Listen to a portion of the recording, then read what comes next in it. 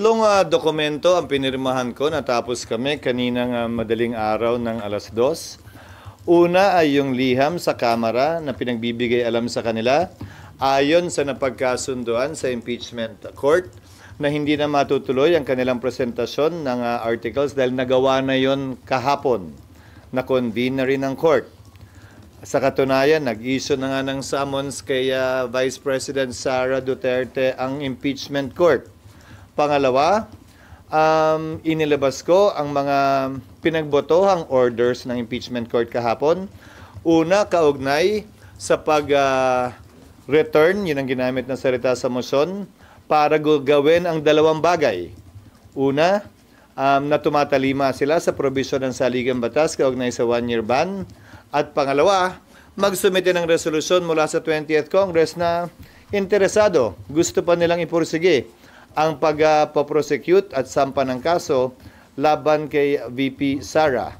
Ang sunod na order ay yung summons na sang-ayon sa rules ng impeachment court ay dapat i-issue pagkatapos mag-convene. Lahat yon ginawa at sinagawa namin kahapon.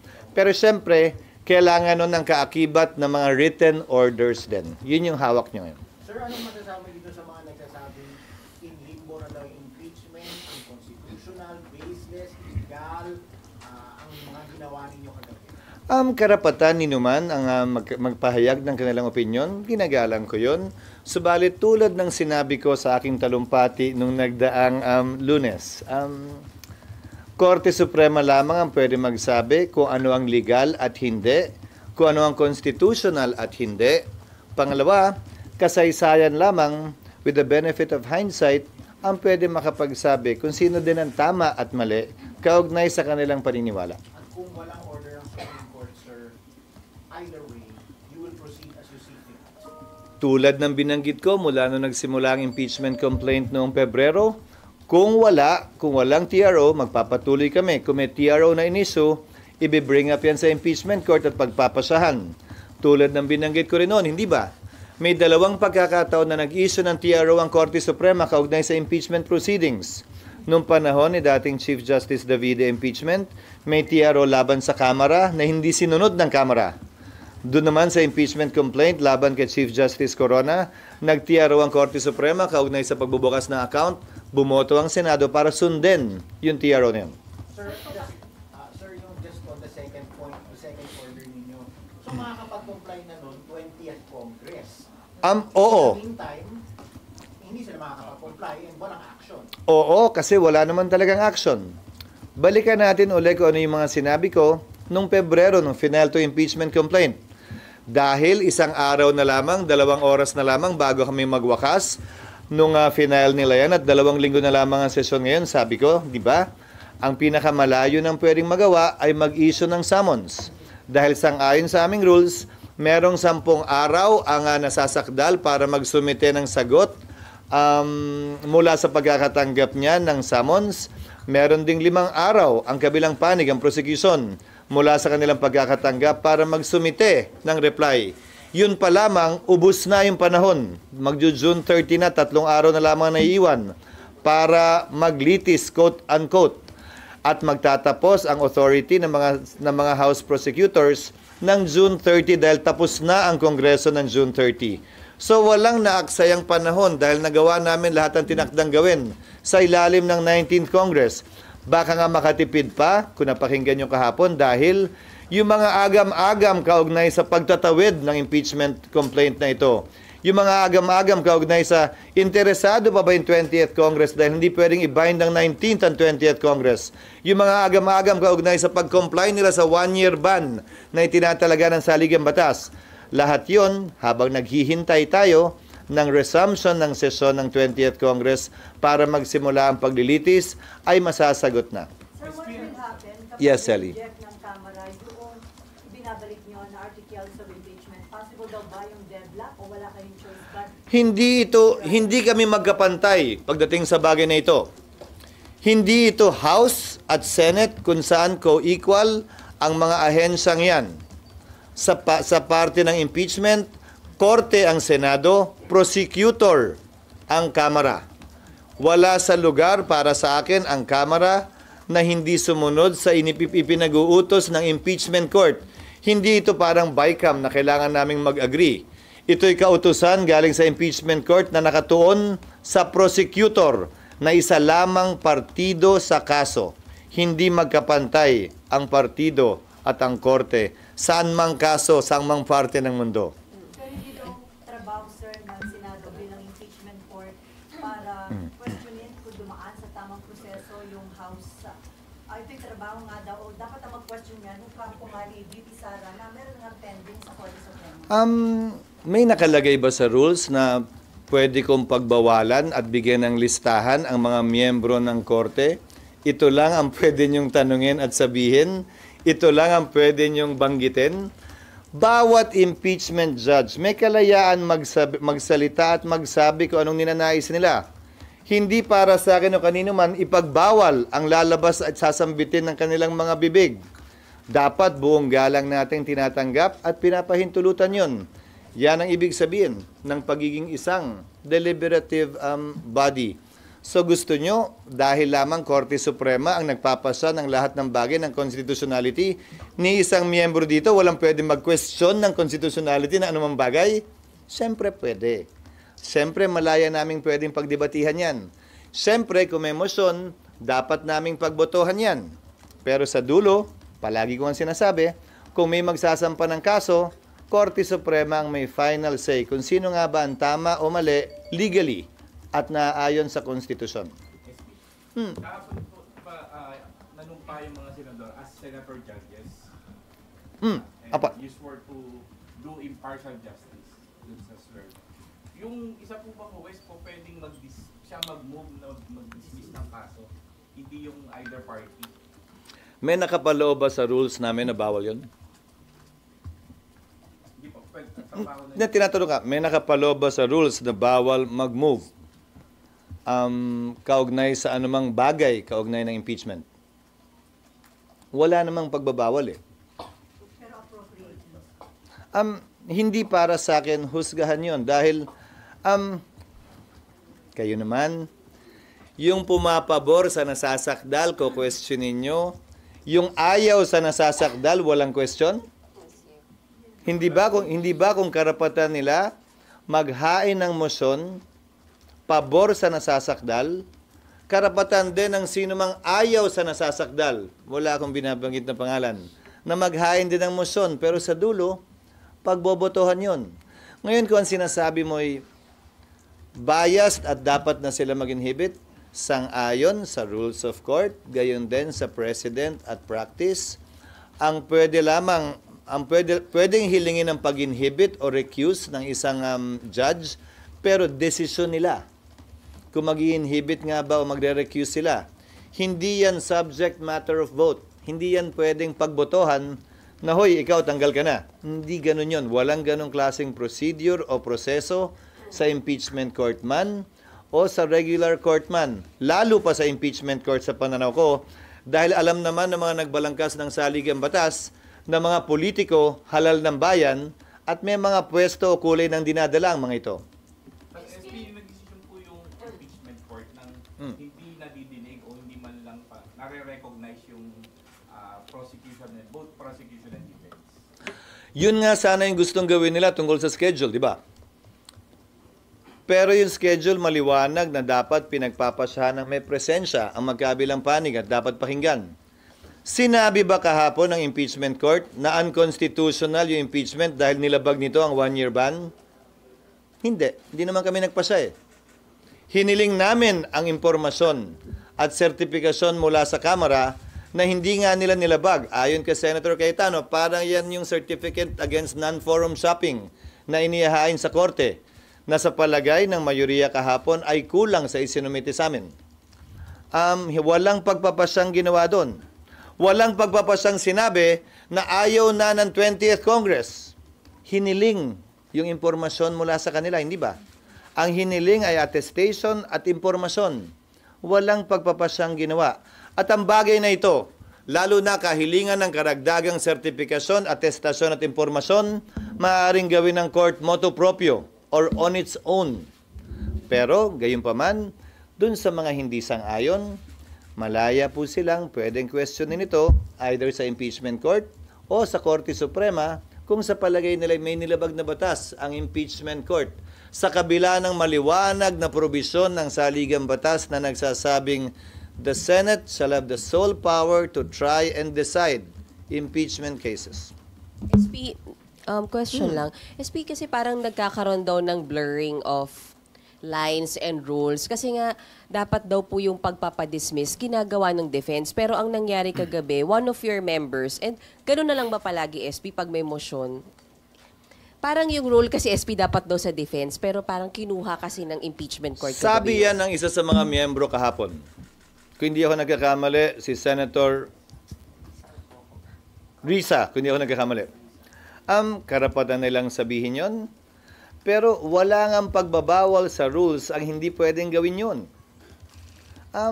Gusto nyo bang gapusin ko ang kamay, itali ko ang kamay, nang pili ilan o lahat ng members ng impeachment court at sabihin, ito lamang ang pwede nyong sabihin, ito bawal nyong sabihin. Hindi pa naman natin alam baka may magmotion dyan.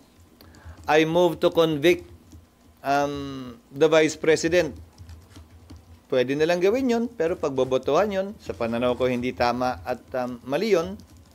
May initial resolution na inihain, hindi ba? Si Senator Tolentino, na sinabing, iklian na bilisan na natin to, pumili tayo kung alin lang sa 7, isang araw lamang ang pagpepresenta ng ebidensya ng magkabilang panig,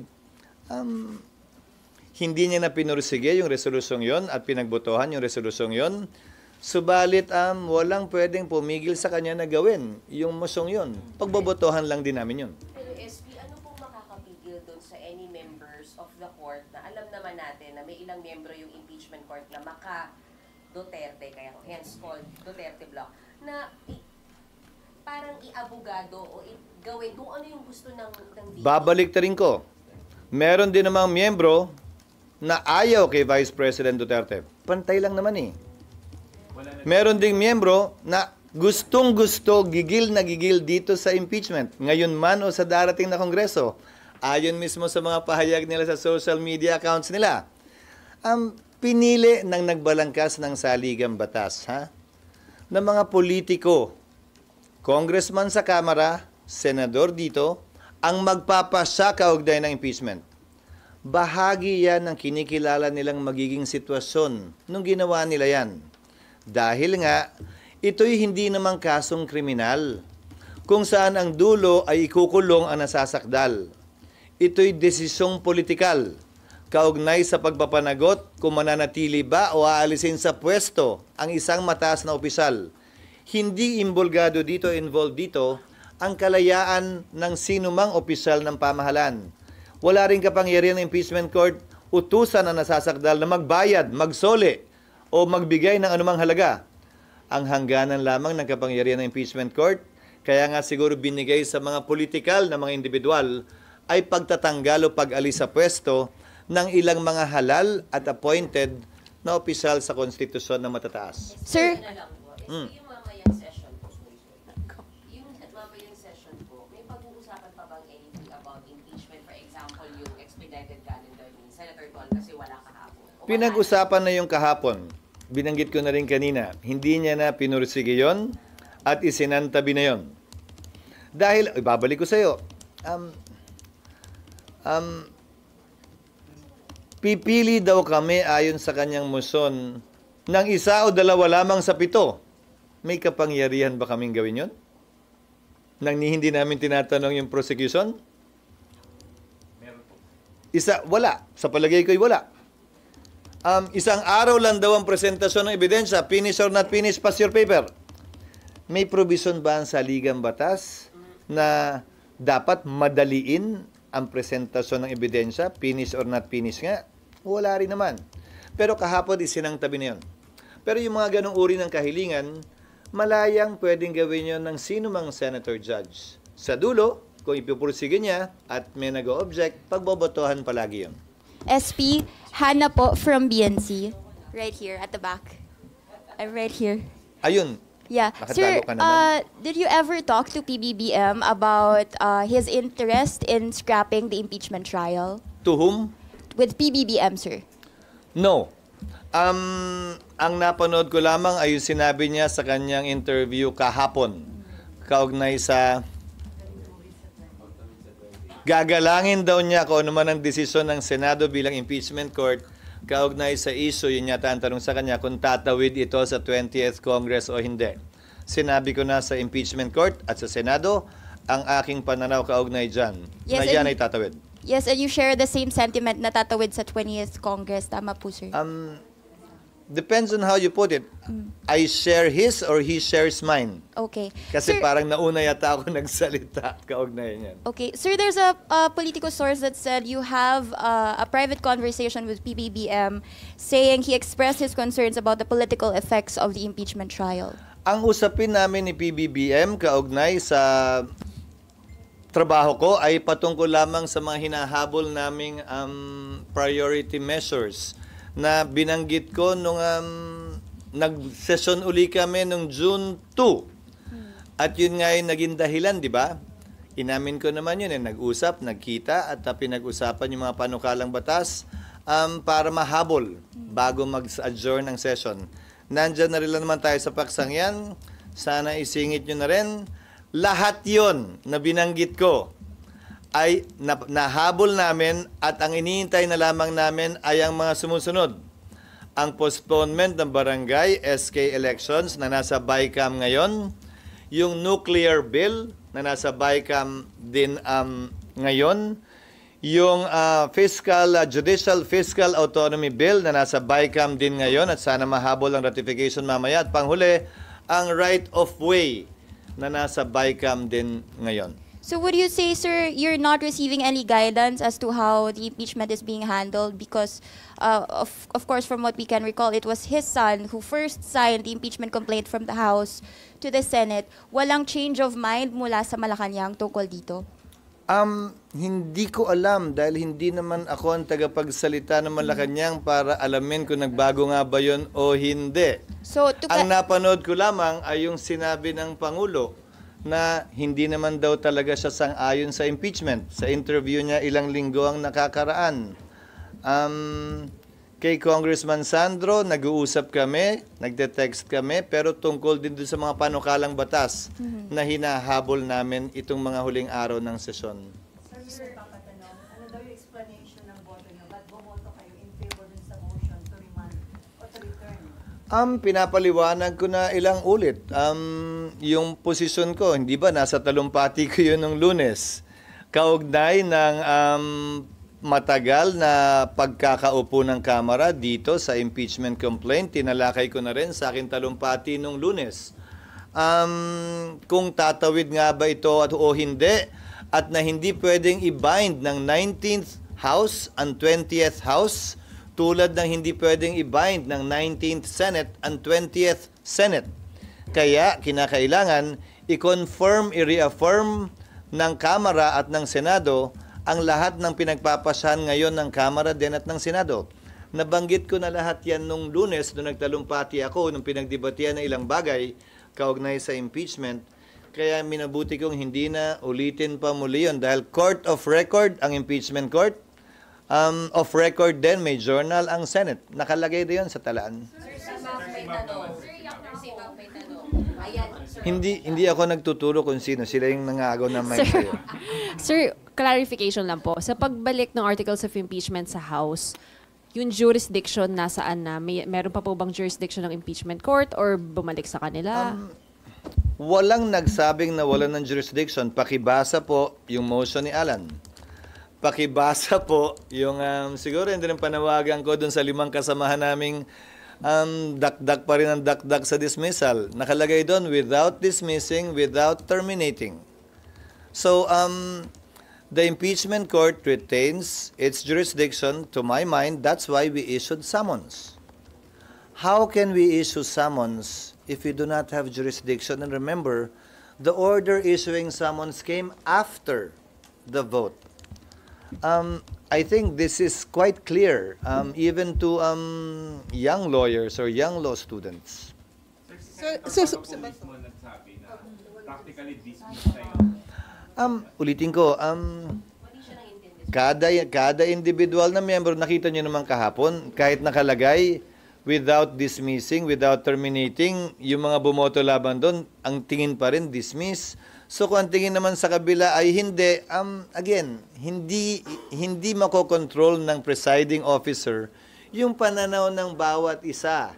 Dahil each senator judge is free to discuss and talk about what they want to talk about. That is especially true when it comes to trial.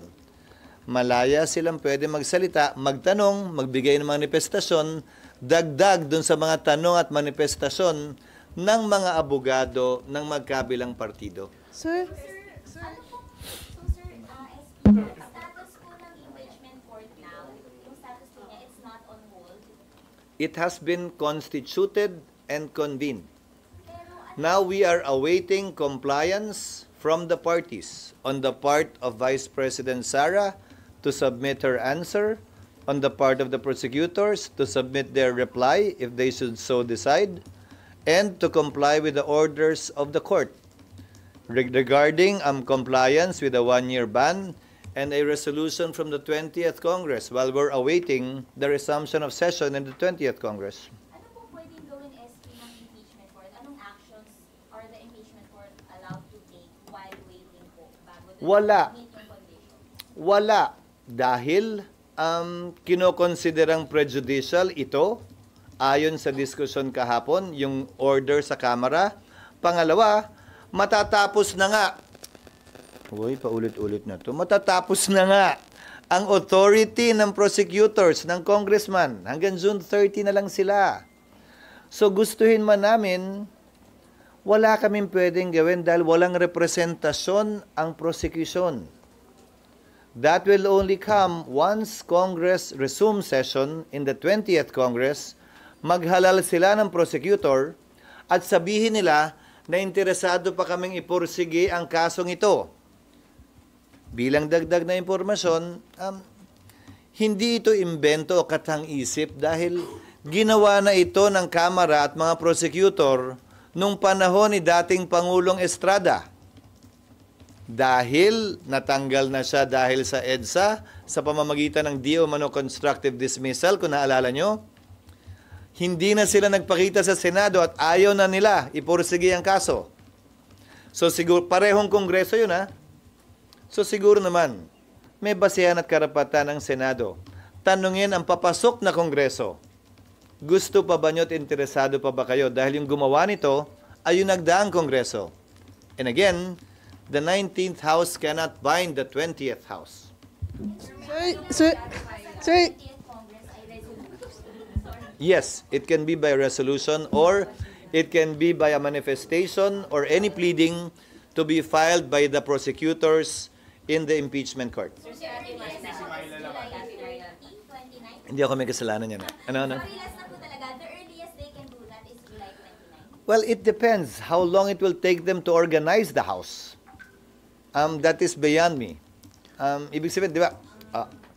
July 28, morning session, election of Speaker, election of Senate President, informing the President that the House and the Senate is ready to receive him and listen to his State of the Nation address, which will be held at 3 or 4 p.m. It would depend. Hindi ba? So yung buong araw ng July 28, walang magaganap na trabaho doon. July 29, dahil may bago ng Speaker, o parehong Speaker, magsisimula na sila mag-organize ng mga committee. Kabilang na ron ang paghalal ng mga Deputy Speaker, Majority Floor Leader, Chairman ng mga komite, kabilang ang Chairman ng Justice Committee. At sa parte ng Justice Committee, i-organize naman ngayon nila yung Panel of Prosecutors. Ang paghalal ng Panel of Prosecutors para sa akin ay hudyat o senyal na interesado pa rin sila na ipursige ang impeachment complaint na ito. So pwedeng yon ang isang paraan. Pangalawang paraan ay resolusyon na pirmado ng mga miyembro ng Kamara na higit sa 1/3 nito o mga prosecutors ay imamanifest sa Kamara at sa Senado bilang impeachment court na interesado pa talaga silang ipursige ito sa pamamagitan ng isang pleading. Myla again. Si Myla muna. Baka magtampo Hindi na naman eh. nasagot na rin naman. Hindi. Oo. Pero sir, yung Yes, ma'am. yun pa sir, ini-expect nyo sir na may bagong composition na ngayon 20th, meron kayong sinabing mga paraan kung pwedeng gawin. Pero do you expect na hindi siya magti-trigger ng another filing ng impeachment? Kasi syempre hingi nila na bagong composition kami, we want to also hear muna yung yung impeachment ulit. Do we expect na ganun-ganun lang Sino? kabilis? Na pipirma lang sila, House ba pinag-uusapan natin ng Senado? House, sir. Do you expect na ganun, sir, kabilis yung proseso? Walang Hindi hihilingin na ko alam. Hindi tulad nila. Ayaw kong pakialaman yung proseso nila bilang senador. Kaya tinatanong namin ito at may hinihiling kaming impormasyon ay dahil impeachment court na kami. Pero lahat ng ginawa nila noon, wala naman akong sinabi eh. So, kung paano nila gagawin, kailan nila gagawin, matapos makonvene ang 20th Congress, nasa sa kanila yan. Kaya din hindi ko maset yung susunod na trial date. Dahil, una, hindi pwedeng i-bind nga ng 19th Senate, ang 20th Senate, at hindi ko alam kung kailan sila magsasubmit ng compliance. So, ang nilagay na lang namin na kautusan kahapon, in consultation with the minority leader, who's also a lawyer na bar top-notcher, sabi ko, paano gagawin? Anong maganda? Sabi niya, to a date to be set by the presiding officer kasi hindi pa naman talaga namin alam kung anong mangyayari sa 20th Congress. Pero last follow-up lang, sir. Yes, ma'am. Sa order niyo, sir, parang lumalabas na stand na, sir, ng impeachment court na talagang since 18 yung bumoto doon, na talagang pwedeng tumawid, nire-recognize dapat ng 20th Congress yung impeachment. Iyon ang posisyon ko, oo. The fact, sir, na majority na sir yung bumuo, ibig sabihin stand na, sir, ng buong court. Ulitin ko, kaya ko lamang magsalita para sa aking sarili at bilang presiding officer. Iyon ang posisyon ko, iyon ang epekto nun sa pananaw ko. At ayon mismo sa ilang mga batikang abogado, kabilang na si, kung hindi ako nagkakamali, Justice at Concom Delegate Ascuna, iyon ang nakikita niyang epekto din nun. Pero ulitin ko, ito ang pananaw namin. Maraming mga papasok pa lamang ng 20th Congress na iba't iba ang pananaw.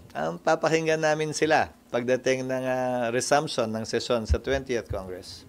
So SP, magko-convene lang ang impeachment court. Yung pagko-convene ulit ng impeachment court, magdedepende sa Kamara.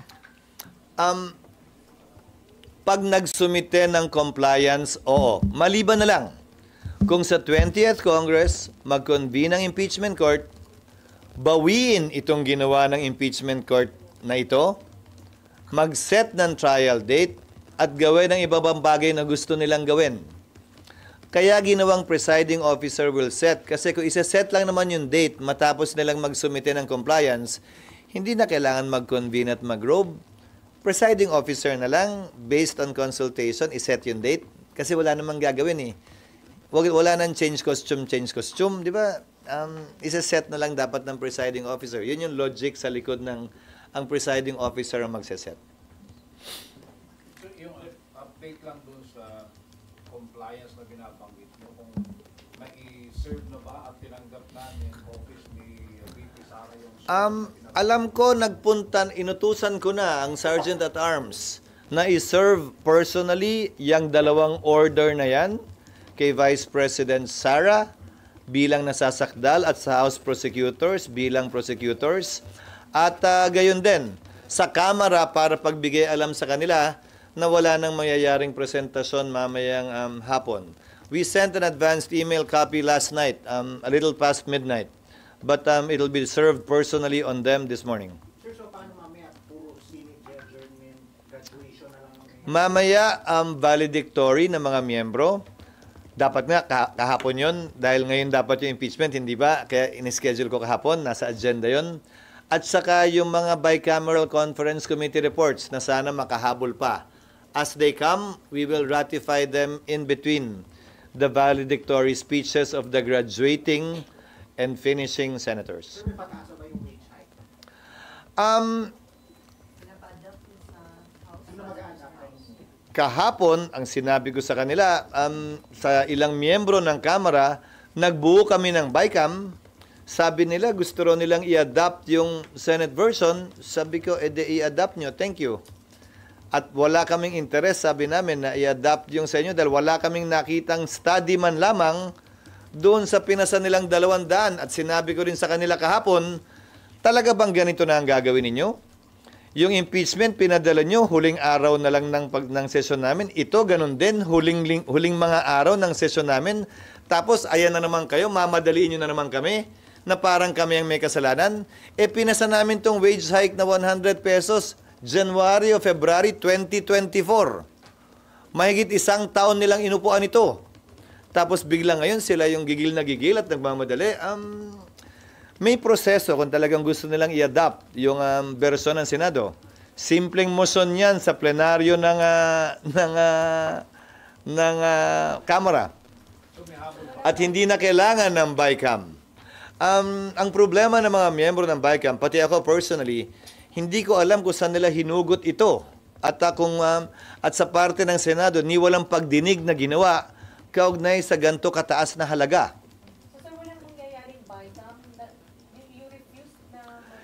It's not that I refuse.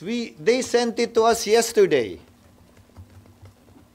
Nag-form kami ng BICAM kagabi dahil may impeachment kami.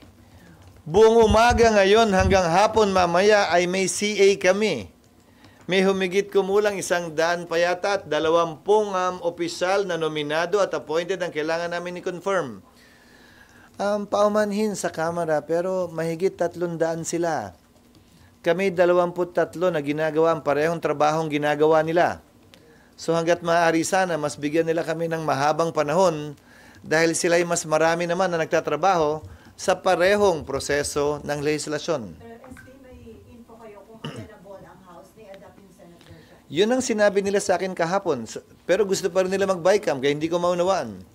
Bakit magba-BICAM kung... ibig sabihin, hindi sila sang-ayon. Again, akala ko ba sang-ayon sila? So, sino ba talagang nagdidikta at nagkukumpas at nagsasabi ng posisyon?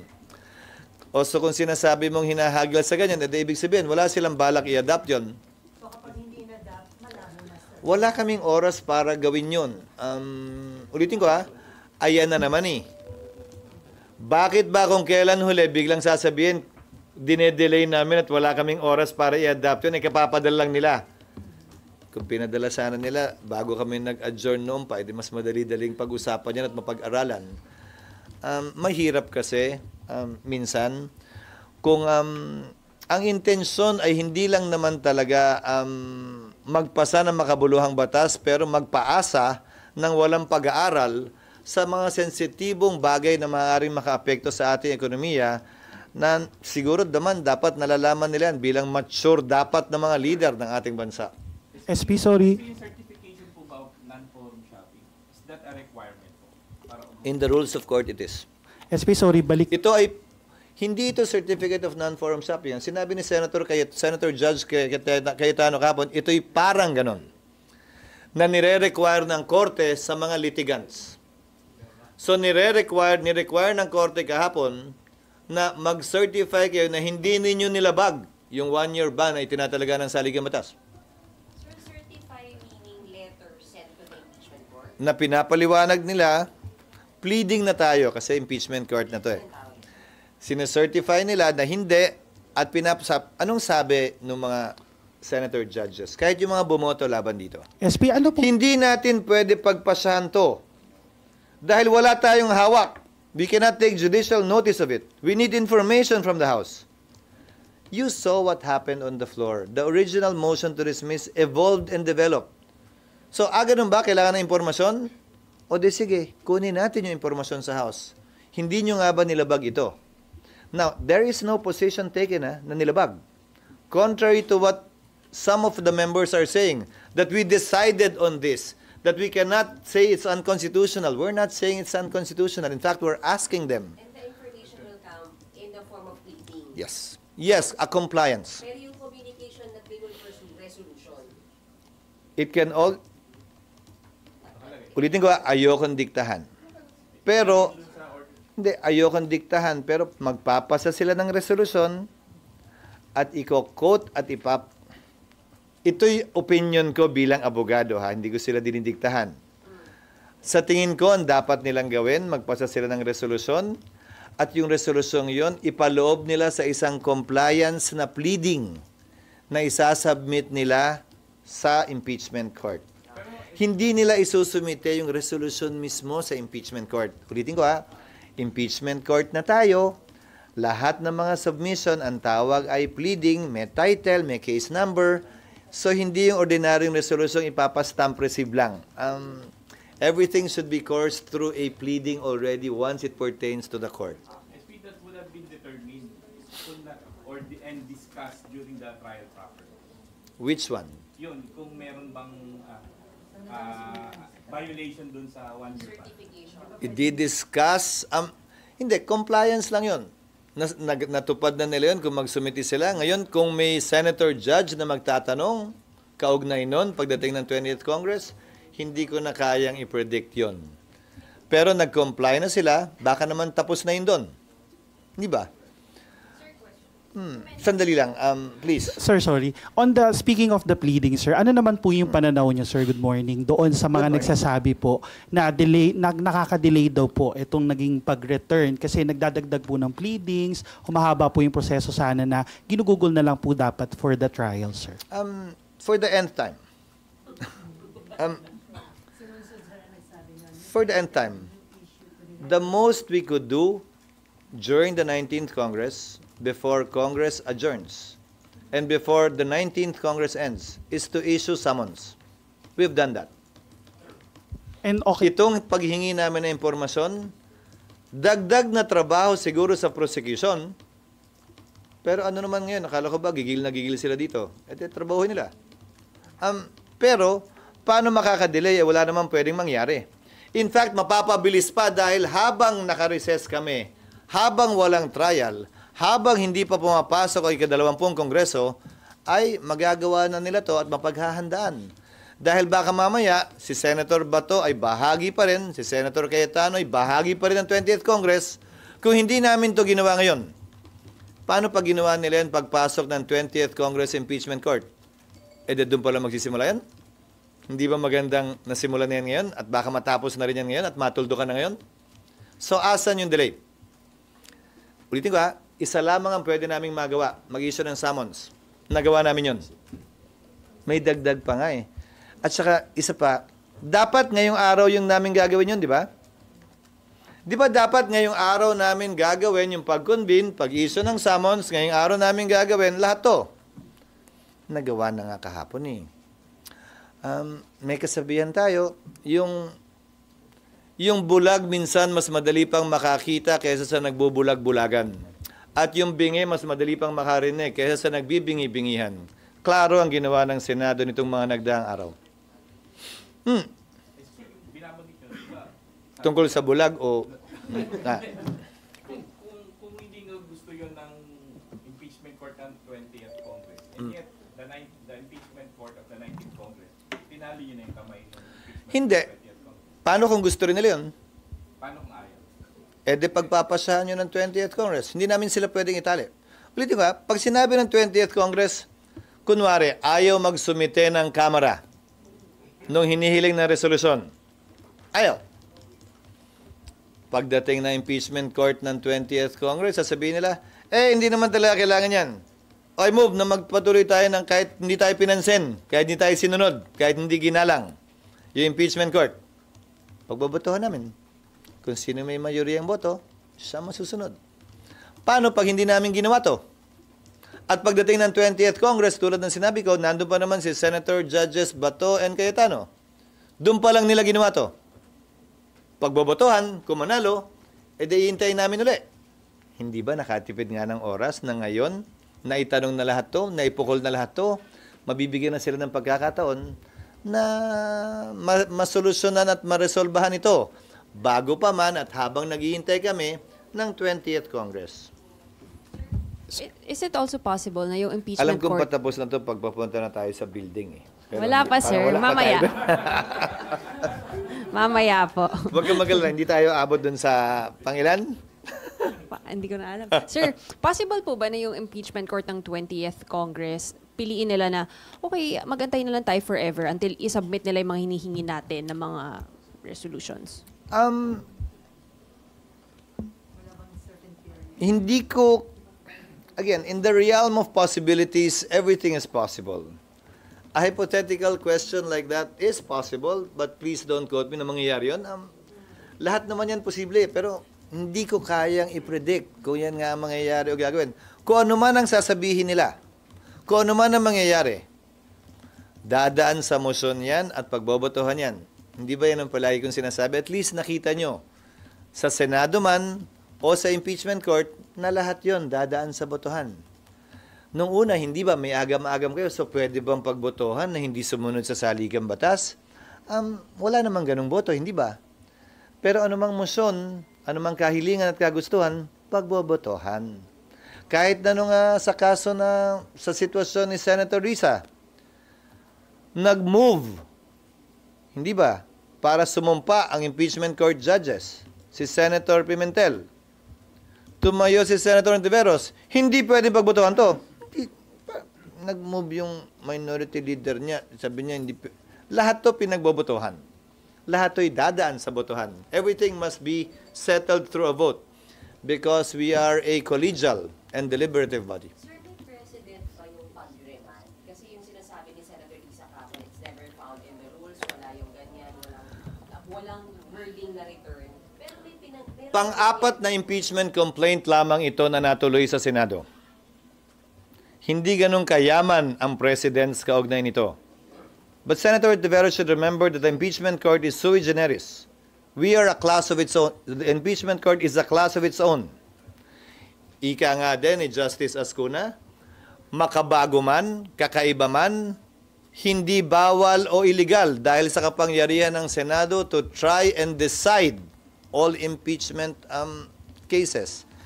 Na hindi ba nagawa pa noon, ibig sabihin bawal at mali. De kung ano yung buhay ng mga primitibong tao, yung parang buhay natin ngayon dahil walang bagong pwedeng gawin o magawa. Ngayon kung sa pananaw at palagay niya ay illegal yan, ginagalang ko ang kanyang karapatan na questionin ito sa Korte Suprema. At anumang kautusan ng Korte Suprema bilang abogado, ako'y tatalima doon. Sir, yung bang naging result ng botohan kagabi, preview na ba yun ng posibleng maging botohan pagdating doon sa impeachment case? Hindi ako nakahandang sabihin yun.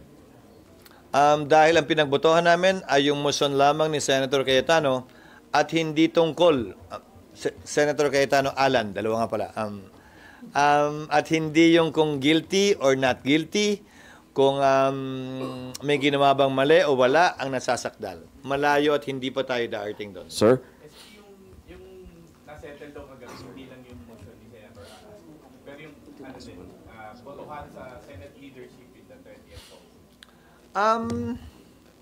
Hindi ko rin nakikita yon dahil yung bumoto laban at pabor sa motion kahapon ay mega graduate at hindi naman naabot ng 20th Congress.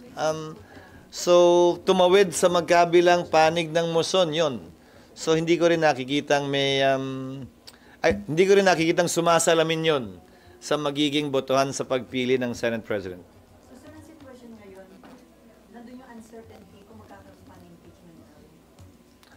Sino? Ulitin ko. Yung bulag, mas madaling makakita sa nagbubulag-bulagan. Nag-issue na kami ng summons, inihintay namin kung may duda po sa talinlangan. Wala na siguro ako masasabi para pawiin yung duda at pag-aalang-alang na yun. Kailangan na lamang niyang gawin na intent. Sa lahat ng ingay, sa lahat ng panahon na ginugol, kaugnay sa isyong ito, tumalima at ginawa naman namin kung ano yung sinabi namin gagawin namin. Na ang talaman ng ilang araw o ilang oras sa dulo, wala namang epektong masama sa magkabilang panig ng impeachment process na ito. Walang nasaktan, walang nabenepisyohan. Siguro ko magandang pamantayan kung patas nga ba, kung tumatalima nga ba sa hustisya ang gawain ng isang korte, partikular ang impeachment court, ay kung ang magkabilang panig ay may rason para sumaya, may rason para malungkot. Hindi yung isang panig lang yung palaging masaya o malungkot. Ganyan naman kasi talaga ang paglilitis. Kung sino ang tama, kung ano ang tama sa aming pananaw at legal, yon ang dapat katigan ng korte. Sino man ang mapaboran, sino man ang masaktan o matamaan. Someone was raising his... Yes, sir. Sir, susugan ko lang yun, sir. With the recent development dun sa impeachment trial, kayo as a presiding officer, masaya ba kayo doon sa naging resulta dito sa opening salvo na ito? Confident ba kayo na if ever questionin ito, yung legality nito ay tatayo at kayang panindigan ng impeachment court? Una, hindi ako masaya dahil hindi pala ako pwedeng mag-bathroom break dahil hindi pala pwedeng umupo ang pro tem. Wala nga palang pro tem sa impeachment court. Wag naman diaper, grabe ka naman. Pwede namang mag-suspend lang sandali. Hindi ako masaya o malungkot para sa akin. Nagawa namin yung aming trabaho ng matiwasay, maayos at susog sang-ayon sa proseso. Bagaman mataas ang emosyon, nalampasan pa rin namin yon. Tulad ng mga nagdaang mga issue na nalampasan din naman ng Senado na mataas din ang emosyon. Umaasa ko na magpapatuloy yon.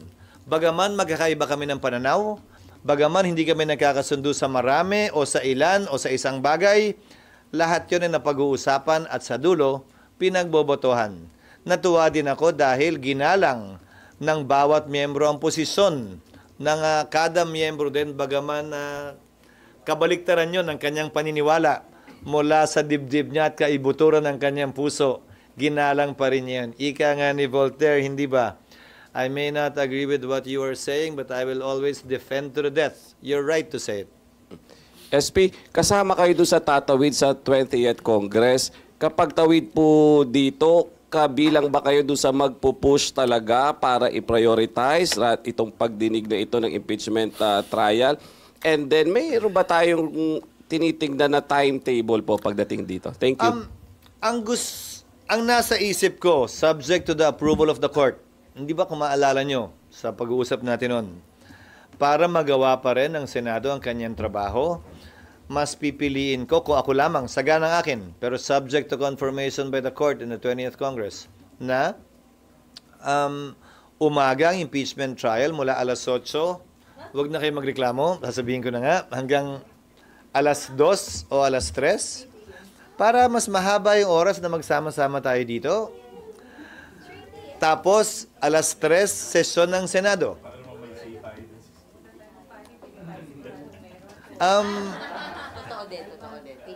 Hindi, sinasabi ko lang, kung ako ang tatanungin, para magawa pa rin namin yung trabaho namin. Tandaan nyo, nagsisimula pa lamang ang kongreso nito. So, yung mga bill ay kailangan dinggin sa komite bago makarating sa plenaryo.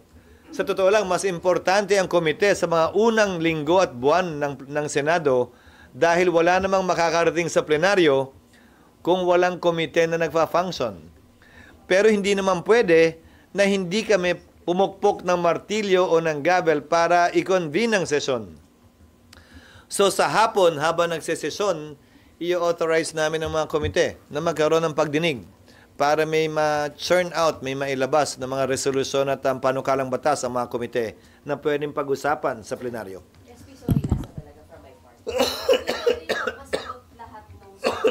Promise ha.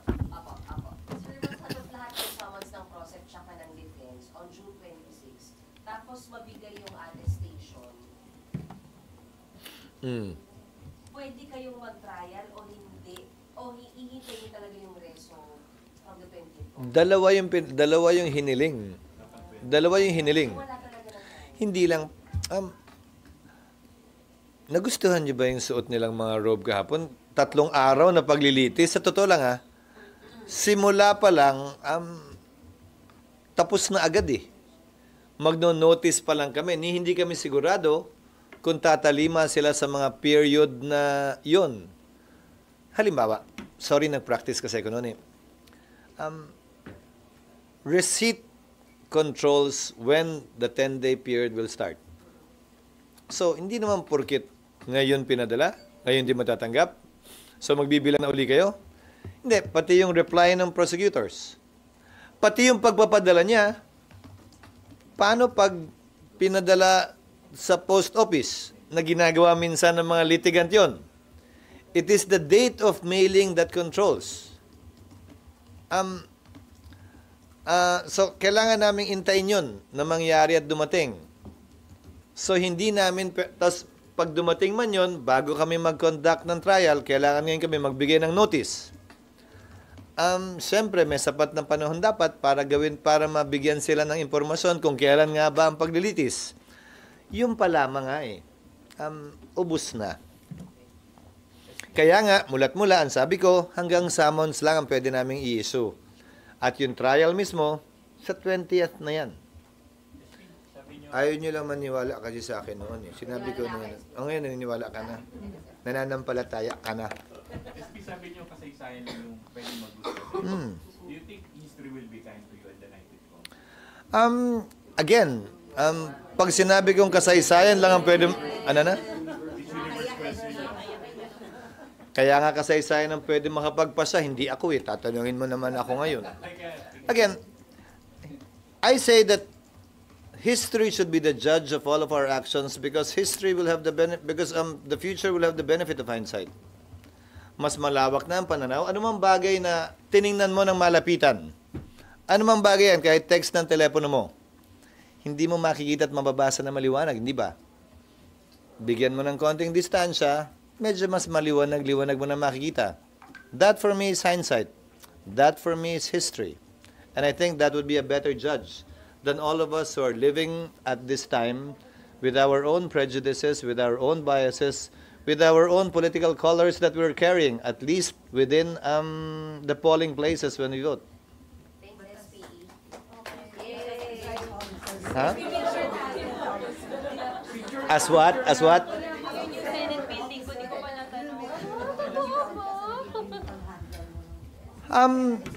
Pipilitin ko palagi siyempre na panatilihin ang order sa impeachment court.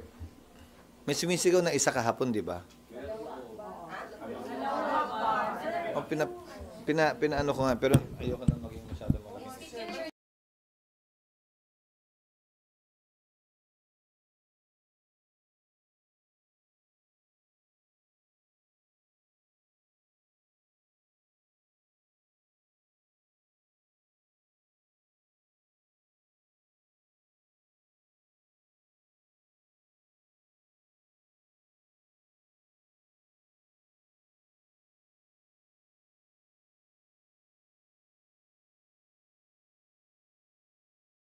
Politically charged na mga proseso, kabilang na ang impeachment.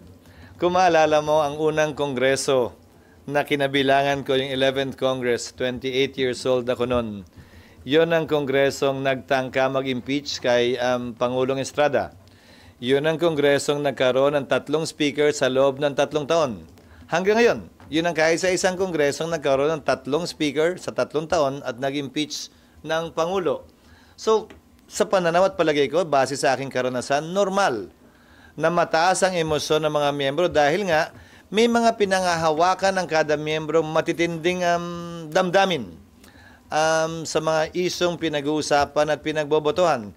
Hindi ko na kinailangan pang kausapin sino man dahil sila na mismo ang lumapit sa isa't isa, napanood nyo rin naman, at nung medyo lumamig ay humiling ng pag-unawa sa nangyari, ilang minuto ang nakalipas lamang.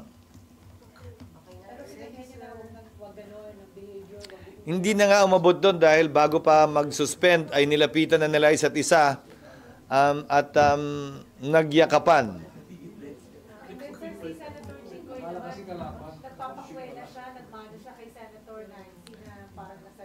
Hindi siya nagmano, nagpahid siya. No?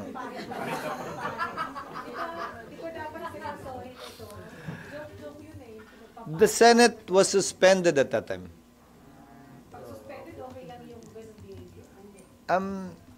Ang hirap naman siguro, tao lang, na maging seryoso ka 24/7 kahit na hindi naman in session. Maski naman din siguro kayo, may panahon na nag-e-enjoy lang. Pero there is a time to smile, a time to cry, a time to be serious, and there is always a time for each and every emotion that a person may have. Ha? Okay. Bago ako tuloy ang magwakas, kung hindi ako pwede, dahil recess na, kami pupunta. Sige, speak mo muna. Okay lang. Sorsogon, SP? Teka, Paris, sir. itinatalaga ako hindi bilang personal na tagapagsalita, pero tagapagsalita ng impeachment court sa mga panahong ito hanggang sa pagbubukas ng 20th Congress dahil siyempre panibago naman yon. Itong break, kung may katanungan, kung hindi ako pwede, si Attorney Reggie Tunggol, tama ang pronunciation ko? Si Attorney Reggie,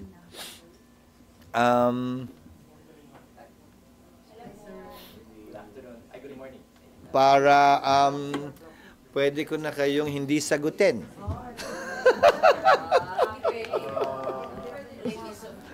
At hindi ako maniniwalang tungkol muna sa building yun, tapos liliko sa impeachment. Thank you and good morning.